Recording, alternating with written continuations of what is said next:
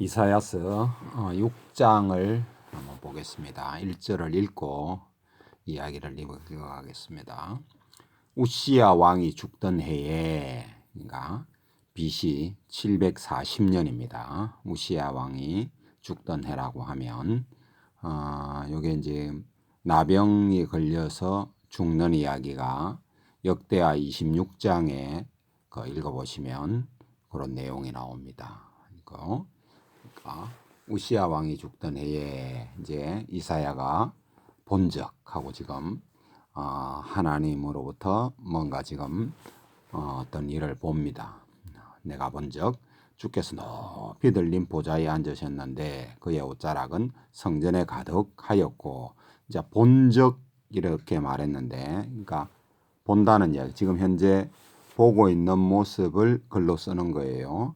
그러니까 이게 지금 개혁성경, 우리 지금 개정개혁도 마찬가지로 개혁성경은 시제가 좀 안 맞아요. 그 성경을 이제 그 영어 성경을 읽어보면 가득하고 이럽니다. 현재형입니다. 현재형. 그러니까 지금 보는 거니까 현재형으로 하는 게 맞죠.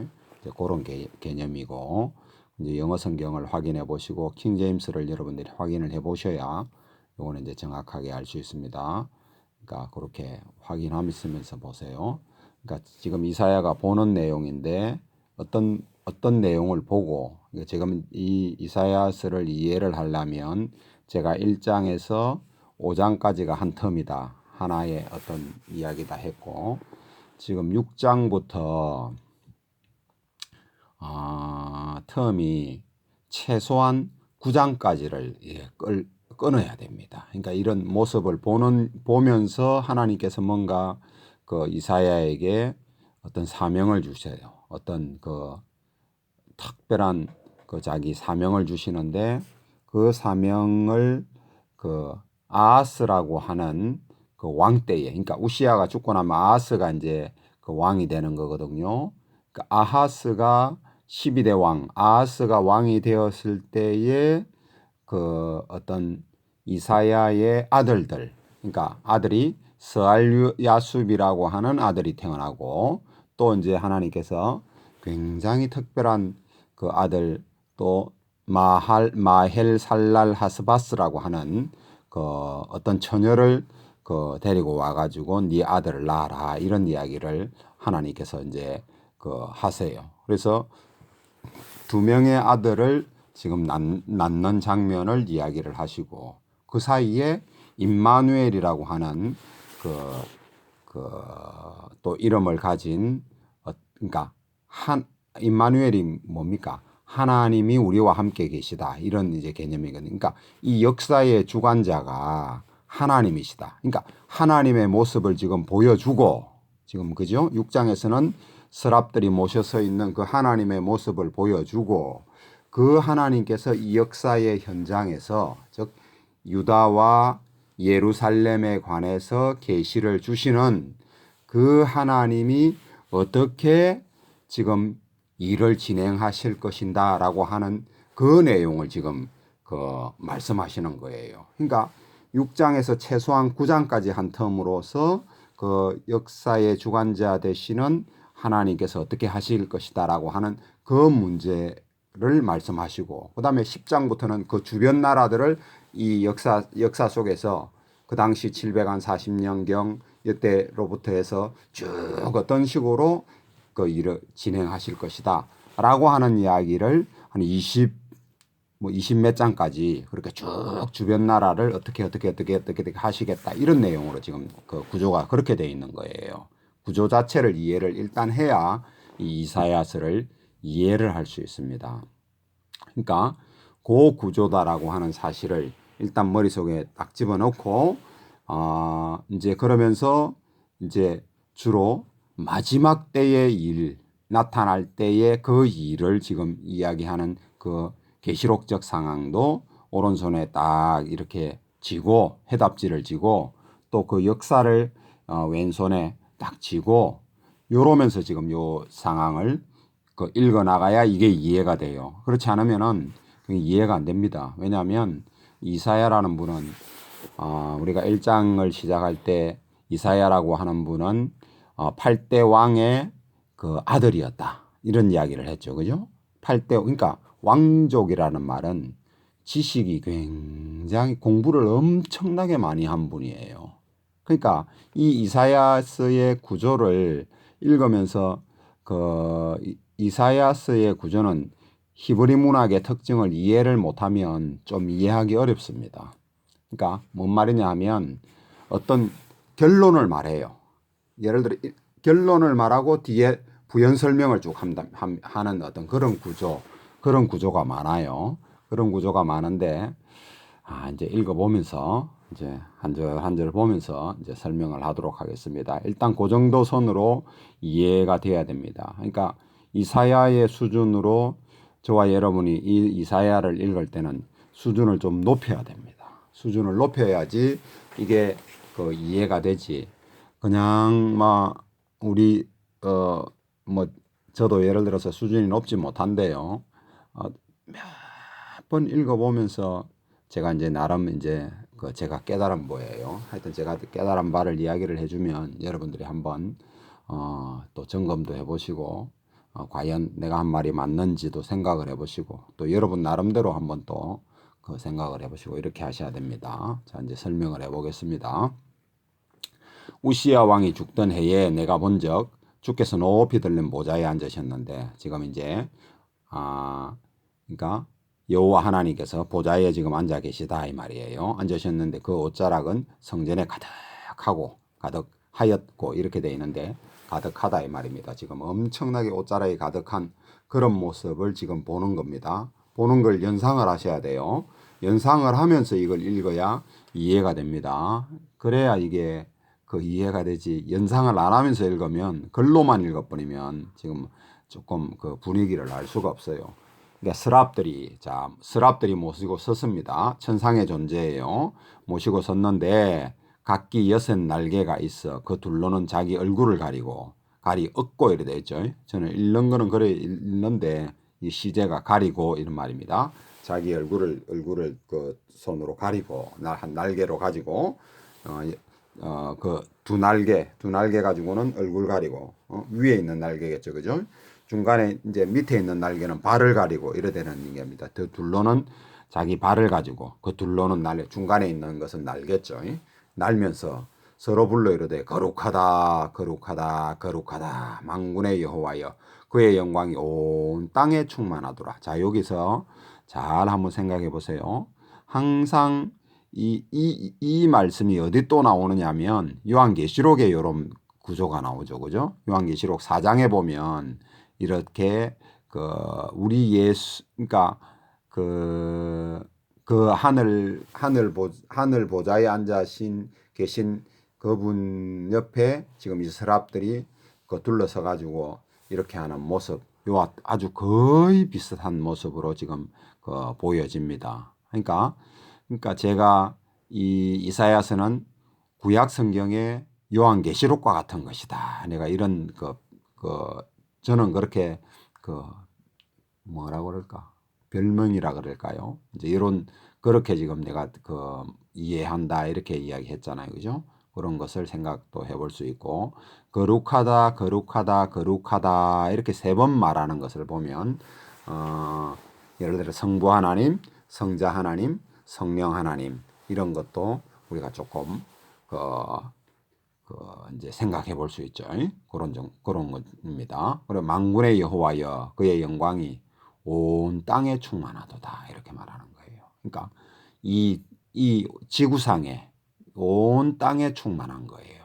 이거를 지금 저희와 여러분들이 이해를 해야 됩니다. 우리가 살고 있는 이 세상에 이 땅에 하나님의 영광이 충만하도다 이런 이제 모습입니다. 이같이 화답하는 자의 소리로 말미암아 문지방에 터가 요동하고 성전의 연기가 충만한지라 이런 이야기합니다. 그러니까 어마어마한 어떤 그 권위 있고 이런 이야기를 지금 그 스랍들이 말할 때에 이런 어떤 큰 막 뭐라 그럴까 문지방이 떨리고 이런 정도의 그 어떤 그런 이야기가 지금 이야기하는 그러니까 하나님의 영광이 꽉 찬 그런 모습을 지금 이 이사야가 보는 거예요. 이 막 엄청나게 이제 그 두렵고 떨리고 이런 모습을 본 거예요. 그때 이제 이사야가 말합니다. 내가 말하되 화로다 나여 망하게 되도다 이 말입니다. 망하게 되었도다.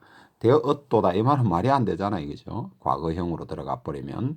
그러니까 뭐 예를 들어서 이렇게 생각하려면 나중에 적으니까 그때 볼 때 그런 상황이었더라 이렇게 되는 건데 이 계시라고 하는 것은 그런 말이 아니고 물론 나중에 썼죠. 썼어도 그 과거형으로 되는 게 아닙니다. 그 당시의 것을 기록하는 것이기 때문에 현재형으로 쓰는 것이 맞는 겁니다. 그때 내가 말하되 화로다 나여 망하게 되도다. 나는 입술이 부정한 사람이요 나는 입술이 부정한 백성 중에 거주하면서 만군의 여호와이신 왕을 배웠음이로다 하였더라. 이거는 맞겠죠. 과거형으로 기록한 거니까 과거형으로 하는 것이 맞죠.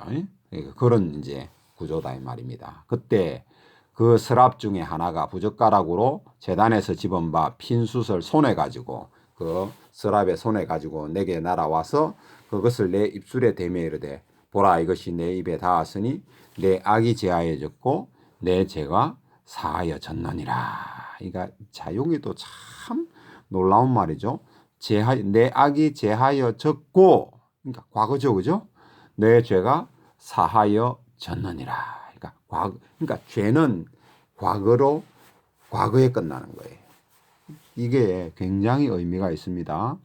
죄가 사하여지지 않은 사람은 어떤 하나님의 일을 감당할 수 없어요. 감당할 수가 없는 겁니다.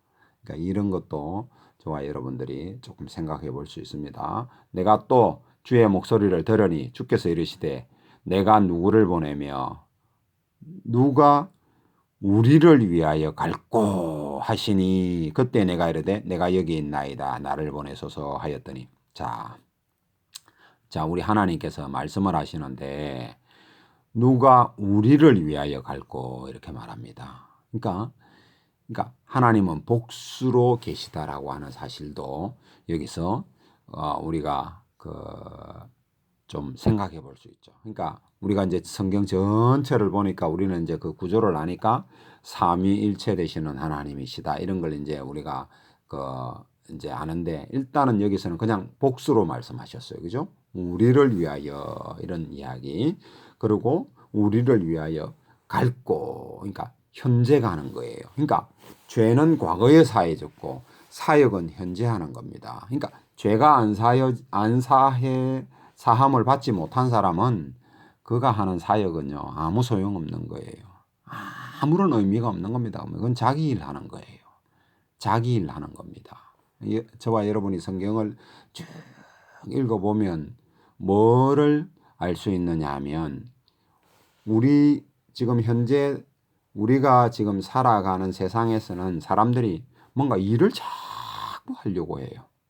맞죠? 그죠? 근데 성경을 읽어보면 성경은 뭐라고 말하느냐면 네 죄 문제 해결하라는 거예요. 이걸 한번 잘 생각해야 됩니다. 계속 우리 심령에 뭔가 우리의 중심에 하나님께서 뭔가를 내 중심이 뭔가 안 되면요.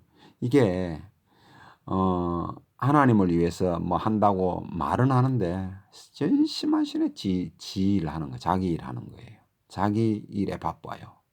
이거를 잘 생각해 보셔야 이게 실컷하고 이 상황을 아는 사도 바울 그 선생님 뭐라고 말씀하시냐면 사도 바울 그분께서 내가 실컷 일하고 버림을 받을까 두렵다 이런 이야기를 하죠.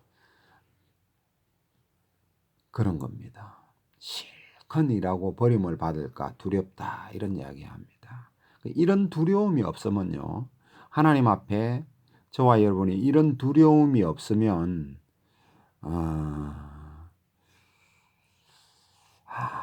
이건 조금 하여튼 이런 두려움이 없다면 저도 그렇고 여러분들이 이런 두려움이 없다면 일 딱 스톱하셔야 됩니다. 일단은 성경 더 봐야 됩니다. 이러면 성경 더 보셔야 돼요.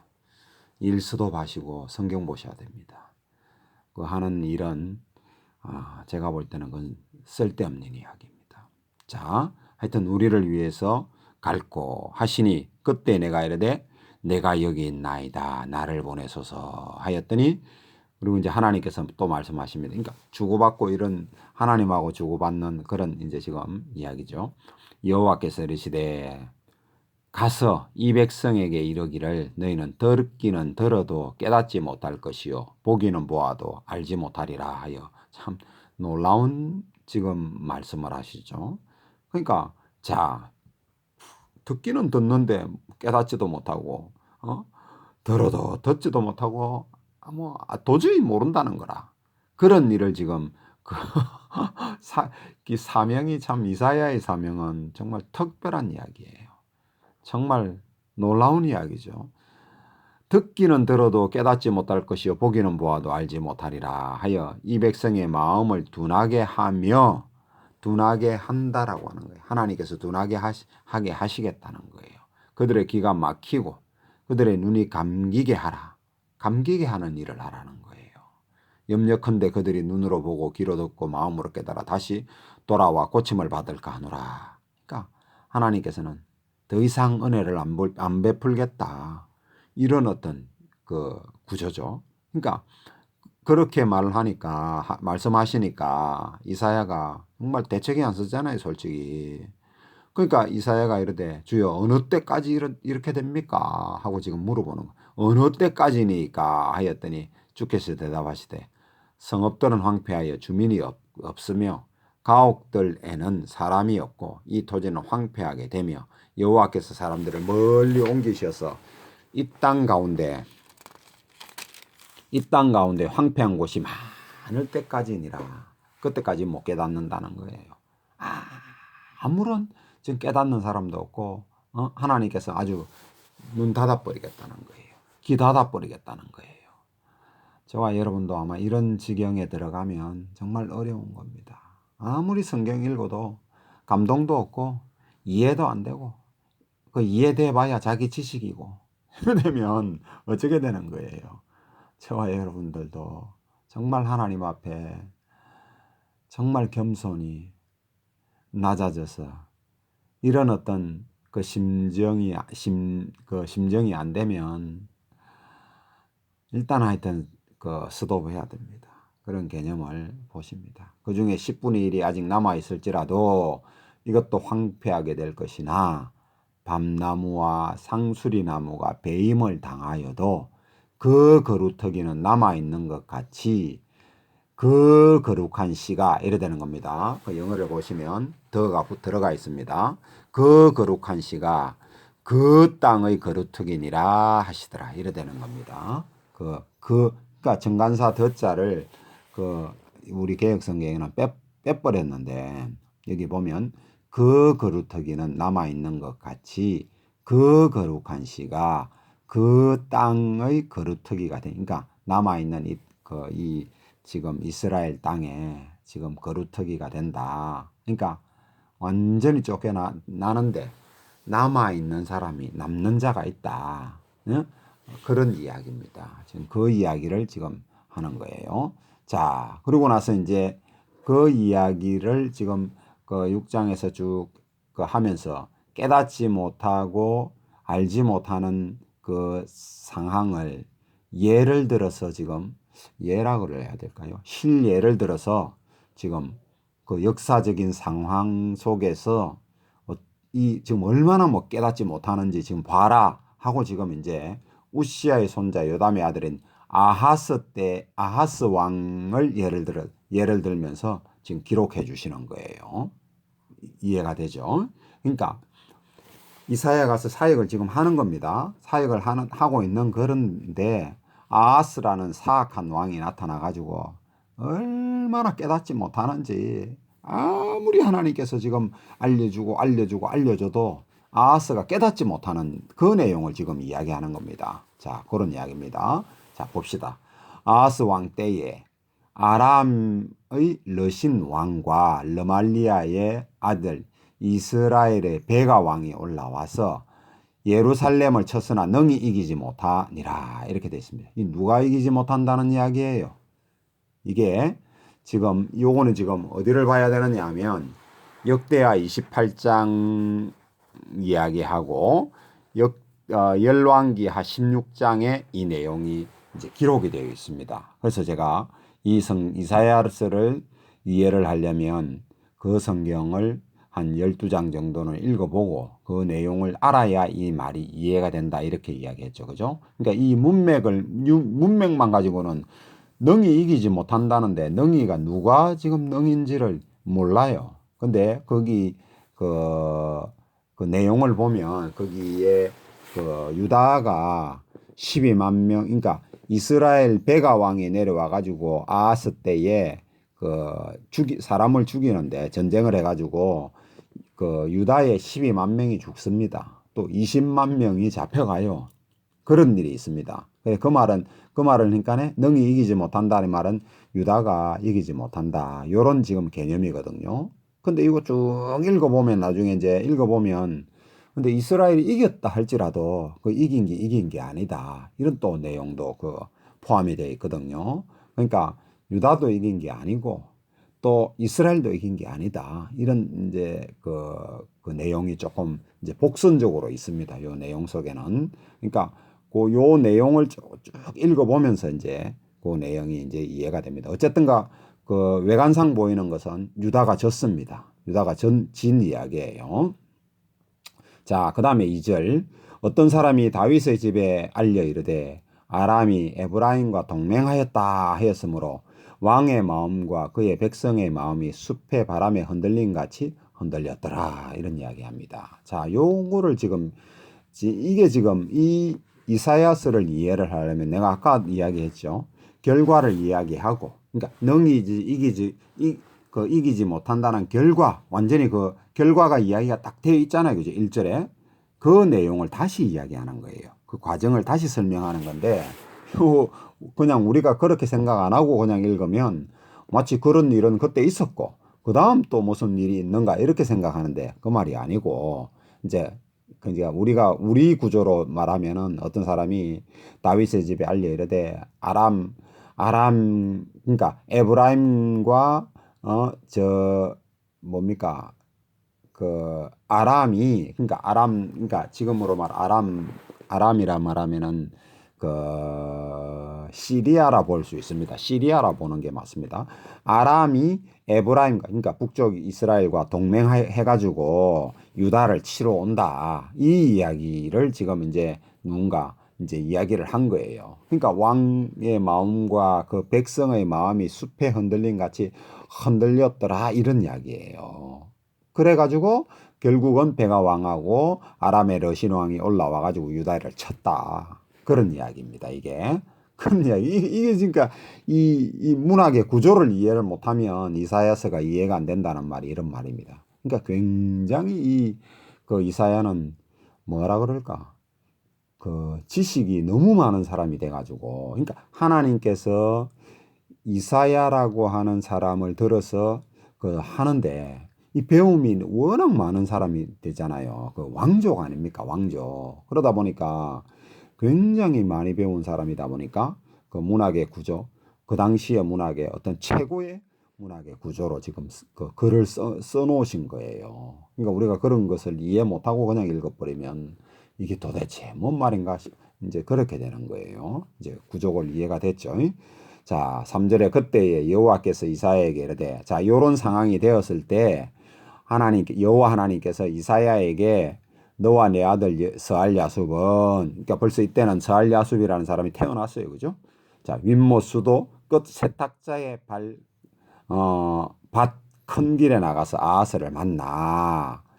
그에게 이르되, 이제 이 뭐 전쟁하러 나간다든지 지금 일한다고 지금 이 아하스가 나가는 거예요. 그러니까 벌벌벌 떨면서 지금 나가는 어떤 그런 상황이다 이 말이에요. 그러니까 이 스알야숲을 데리고 가라. 스알야숲이란 뜻이 뭐 남은 자는 돌아온다. 남은 자는 돌아온다라고 하는 것을 하나님께서 지금 그 언연 중에 보여주시는 거다 이 말이에요. 그러니까 자, 너희가 지금 어떤 일이 12만 명이 잡혀서 지금 갔거든요. 그러니까 12만 명은 죽었고 20만 명이 이제 잡혀갔잖아요. 근데 이스라엘에서 다시 돌려보내요. 그 사람들 잘 치료해가지고 돌려보내는 그런 사건이 열왕기하 16장이나 역대하 28장에 있는 거예요. 그와 마찬가지로 돌아온다. 이걸 지금 이야기해 주는 거다 이 말이에요. 그 이해가 돼요? 그러니까 스알랴숲을 데려가는 것은 그렇게 떨지 마라 지금. 너희가 못 이기는데 이렇게 지금 지는데 왜냐하면 아하스가 어마어마하게 사악한 왕이거든요.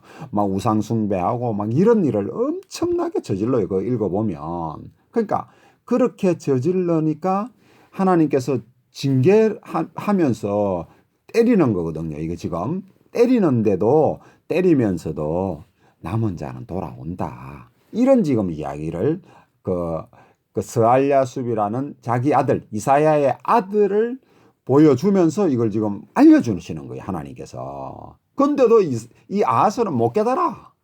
전혀 못 깨닫습니다. 이게 지금 아하스는 그 상황을 지금 보여주는 거다. 그러니까 6장의 이사야의 사역이 바로 이런 것이다 이 말이에요. 이사야의 글이 그 이야기를 지금 하는 거다 이 말입니다. 그에게 이르되 너는 상가며 조용히 하라.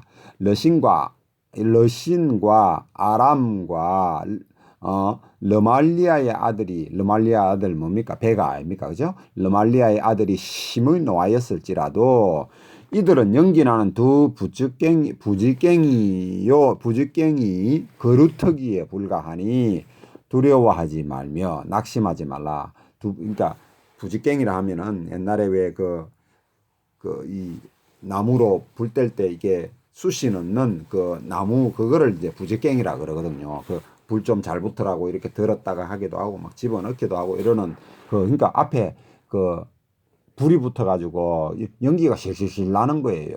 그런 이제 상황이고 별거 아니다. 뭐 너가 좀 괴롭게 하고 했어도 이게 지금 이 둘이는 별거 아니다. 이 말을 이제 하나님께서 하시는 거예요. 아람과 에브라임과 르말리아의 아들이 악한 꾀로 너를 대적하여 이르기를 우리가 올라가 유다를 쳐서 그것을 쓰러뜨리고 그것 우리를 위하여 그러니까 우리라면 이 두 왕 우리를 위하여 그것을 무너뜨리고 다보엘의 아들을 그 중에 세워 왕으로 삼자 하였으나 아하스를 패부고 다보엘의 아들이라고 하는 누군가 있겠죠. 그 사람을 이제 뭐 저거하고 잘 통하는 사람 누군가를 왕으로 삼자 했으나 여호와 하나님께서 말씀이 그 일은 서지 못하며 이루어지지 못하리라 이런 이야기. 다윗에게 한 약속에도 안 맞고 하나님께서 그거는 맞겠다. 네가 아무리 죄를 짓고 이 우상 숭배하고 이놈아 아하스 이놈아 그렇게 해도 내가 다윗에게 한 약속을 생각해서 너한테 그렇게 하지는 않겠다 이놈아 이런 이야기예요. 근데 못 깨달아 이 아하스 이놈은 이 사악한 아하스는 깨닫지를 못하는 거라. 지금 그 이야기를 하시는 거예요. 저와 여러분도 이거 잘 생각해야 됩니다. 정말 우리가 예수님 때문에 행동은 개차반같이 하면서 예수님을 믿기 때문에 그런 거 아닐지 모르겠어요. 하여튼 좌우지간 생각해 보세요. 그까지는 내가 뭐 말 안 할게요. 이 글만 말할게요. 자, 8절. 대저 아람의 머리는 다메섹이요. 그러니까 다메섹이 그 수도 아닙니까? 그러니까 아람의 머리는 다메섹이요. 다메섹의 머리는 러신이며 그 왕 이름이 러신 아닙니까? 그리고 러신이며 65년 내에 에브라임이 패망하여 다시는 나라를 이루지 못할 것이며 이게 조금 특별한 말인데요. 이때 그 나라를 완전히 멸망하는 때가 북이스라엘이 722년이잖아요. BC. 그러면 65년을 하면 이때 말할 때가 787년이었는가? 그거 아니거든요. 이게 말할 때 누가 죽을 때라고 했잖아요. 그게 740년이거든요. 그 역사를 보면. 그러면 그 말은 아니고 지금 뭐 대충 계산을 해보니까 735년에서 그러니까 죽고 난 다음에 이런 일이 아들도 생겼고 이렇다고 보면 예를 들어서 한 5년 정도 지났다고 보면 BC 735년쯤 되지 않겠나 이런 이제 올라오는 때가 그럴 때거든요. 역사를 보면 65년을 빼면 BC 670년이 되거든요. 그러니까 이때 무슨 에브라임이 완전히 이제 722년에 망해가지고 완전히 그 나라가 막 섞여버리고 피가 섞이고 이래가지고 그 사마리아 나중에 신약 시대에 보면 상정도 안 하잖아요. 그래서 뭐 에브라임이라는 그 북쪽 이스라엘이 완전히 패망하고 뭐 이렇게 되는 건지 그런 것을 말씀하시는 건지 정확하게 65년이라는 그 말은 제가 하여튼 그 정도 선까지만 이해를 했어요. 그 더 깊이 있는 거는 제가 잘 모르겠습니다. 하여튼 그건 여러분들이 한번 저는 하여튼 수준이 안 돼서 그까지는 모르겠어요. 그러니까 그냥 한 670년쯤 되면 도저히 이제 그 에브라임이라고 하는 것은 나라로서는 안 된다. 피도 다 섞어버리고 이제 이런 상황이 된다. 뭐 이런 말인 것 같아요. 그냥 8절은 그렇게 이해를 했고요. 자, 9절 에브라임의 머리는 사마리아요. 사마리아가 수도 아닙니까? 그죠? 예, 머리가 수도요. 사마리아요. 사마리아의 머리는 르말리아의 아들, 그러니까 베가다 이 말이에요. 아들이니라. 만일 너희가 자, 그러니까 이때 너희는 뭐예요? 유다. 그러니까 아하스 뭐 이런 이야기죠. 아하스 너희가 유다가 굳게 믿지 아니하면 그러니까 이렇게 그 하나님께서 이렇게 확실하게 말해준 것을 확실하게 믿지 아니하면 너희는 굳게 서지 못하리라 하면서 굳게 못 서요. 어? 아하스는 안 믿어요.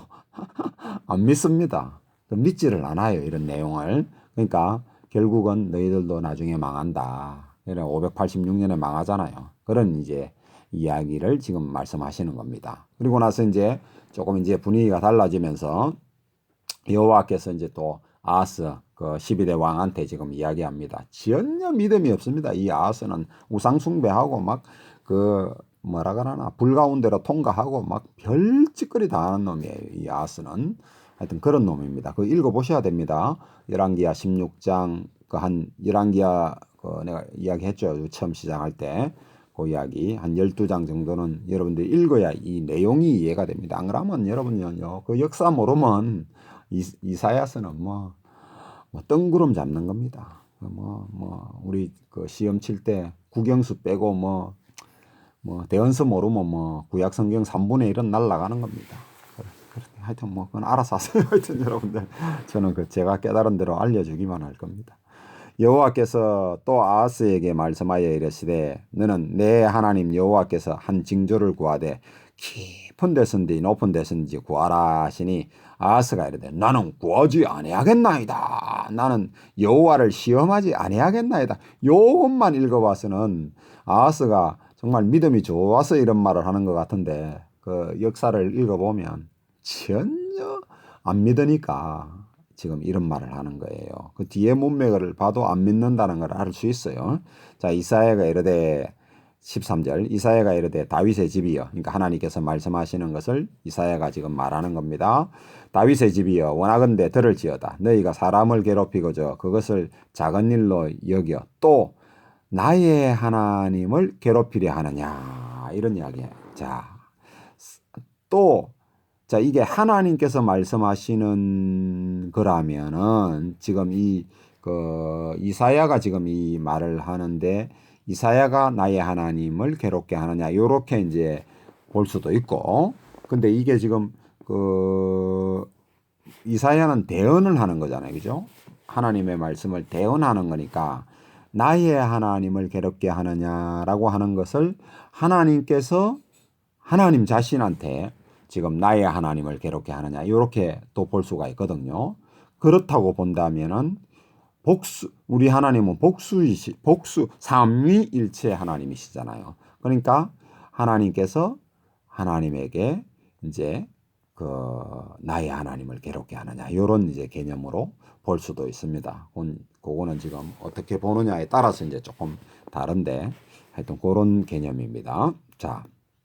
하여튼 괴롭기를 하느냐 하니까는 14절 그러므로 주께서 친히 징조를 너에게 주실 거죠. 그러니까 네가 안 믿는다 할지라도 아하스 네가 안 믿으니까 네가 이렇게 구하지 않겠다 하니까 그러면 내가 친히 징조를 너희에게 주겠다 이런 이야기입니다. 그죠? 하나님께서 직접 은혜를 베풀어서 너희에게 징조를 주겠다 이런 개념이죠.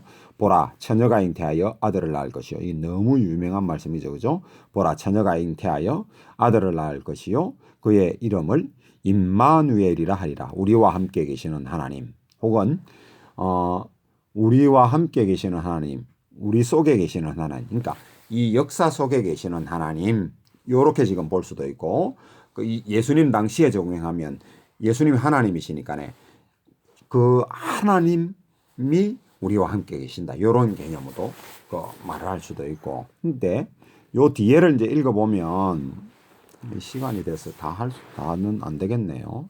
일단 7장까지만 일단은 하여튼 그 정도만 지금 일단 이해합니다. 나중에 이야기할게요. 그가 악을 버리며, 자 이제 태어나는 자 여기서 아들을 낳을 것이요, 처녀가 잉태하여 아들을 낳을 것이요, 그의 이름을 임마누엘이라 하리라, 이렇게 하셨고, 그가 악을 버리며 선을 택할 줄 알 때가 되면 엉긴 젖과 꿀을 먹을 것이라. 참 조금 특이해. 엉긴 젖과 꿀을 먹을 것이라. 이게 지금 무슨 말이냐 하면, 조금 더 읽고 이야기합시다. 자, 대저 이 아이가 악을 버리며 선을 택할 줄 알기 전에 내가 미워하는 두 왕의 땅이 황폐하게 되리라. 그러니까 두 왕 뭐예요? 르말리아 베가하고 아람의 러신 왕, 이거 이야기 아닙니까? 두 왕이 땅이 황폐하게 된다, 이런 이야기고, 그 말대로 지금 BC 735년쯤에 이 저쪽 아람은 그 아시리아한테 멸망을 하게 되는 거고요.